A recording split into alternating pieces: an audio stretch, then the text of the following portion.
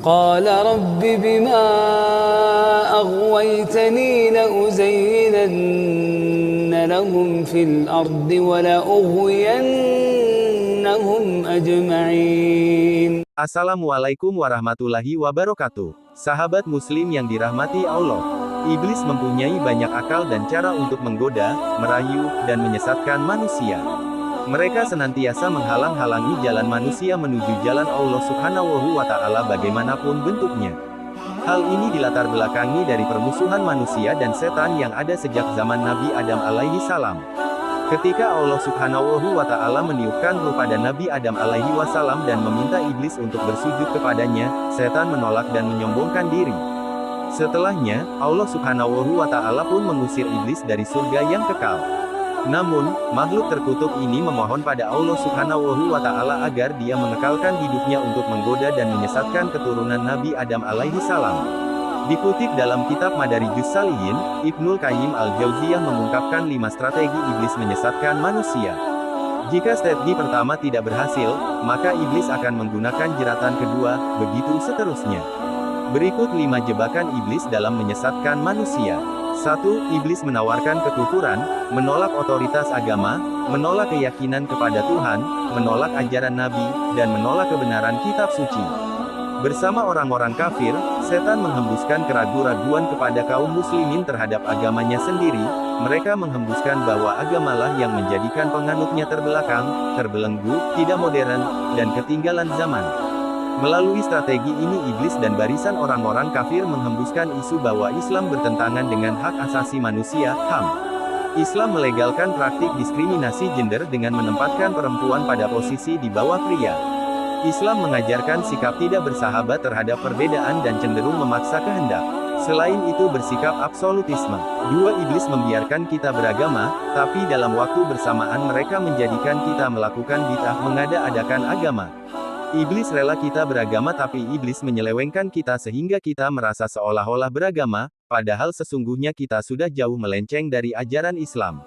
Kita merasa mendapat pahala dari amal-amal kita, padahal amalan itu adalah bid'ah.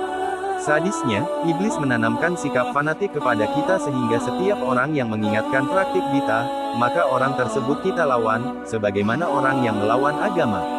Di sini setan sangat lihai.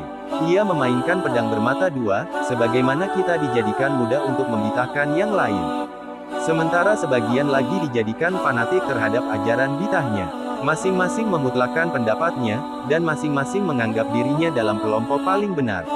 Perseteruan antar umat Islam di sini menjadi sangat seru, bahkan tidak sedikit berakhir dengan meninggalkan korban. 3. Setan menggoda kita lewat dosa-dosa besar, misalnya berzina, minuman keras, dan membunuh. Didukung oleh media cetak dan elektronik, kita dibuat gampang melakukan perbuatan maksiat. Informasi kemaksiatan sangat mudah kita peroleh, berikut tempat, cara dan transaksinya. Lewat media pula, nafsu syahwat kita dirangsang, dipupuk, dan dikobar-kobarkan setiap saat. Tidak heran jika sebagian kita terjebak, masuk dalam jurang yang mereka buat sendiri. 4. Setan menjebak kita melalui dosa-dosa kecil. Iblis meniupkan pikiran nakal dalam hati kita bahwa dosa kecil itu sangat manusiawi. Bukankah manusia itu tempatnya salah dan dosa? Bukankah dosa-dosa kecil bisa dihapus dengan air wudhu, dengan istighfar, dan perbuatan baik lainnya? Banyak di antara kita yang sangat hati-hati terhadap dosa besar, tapi mereka lalai terhadap dosa kecil. Padahal, dosa kecil ini dilakukan terus-menerus bisa berakibat fatal. Jika dikumpulkan akan menjadi besar. Ironisnya, pelakunya tidak menyadari tumpukan dosa yang menggunung itu. 5. Setan mempengaruhi kita agar sibuk melakukan hal-hal yang mudah, sampai kita melupakan pekerjaan yang lebih strategis, termasuk melakukan ibadah. Kita disibukkan tidur panjang, nongkrong di warung hingga larut malam, begadang tanpa tujuan, main musik, main catur atau olahraga yang melenakan. Ketika ada yang menegur, kita bisa berdalih, bukankah pekerjaan ini diperbolehkan? Demikian 5 jebakan iblis yang wajib kita hindari. Semoga kita senantiasa mengingat, mendekatkan diri dan berlindung kepada Allah Subhanahu wa Ta'ala agar terhindar dari godaan iblis. Amin. Wallahu a'lam. Wassalamualaikum warahmatullahi wabarakatuh.